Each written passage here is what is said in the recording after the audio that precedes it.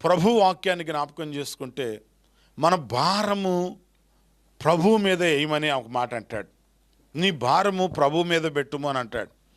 చాలాసార్లు మనిషి జీవితంలో ఎందుకు సంతోషం ఉండదంటే ఆ మనిషి తెలియని రీతిగా ఒక కుమిలిపోయి నలిగిపోయి లోపల లోపల లోపల లోపల లోపల లోపల మానోవేదనతో నలిగిపోతూ ఉంటాడు. అందును బట్టి అతనికి సంతోషం అనేది దూరం అవుతూ ఉంది. ఆ సంతోషం అనేది దూరం అవటానికి గల కారణం ఏంటంటే అతడు దేవునితో సరైన సహవాసములో లేడు.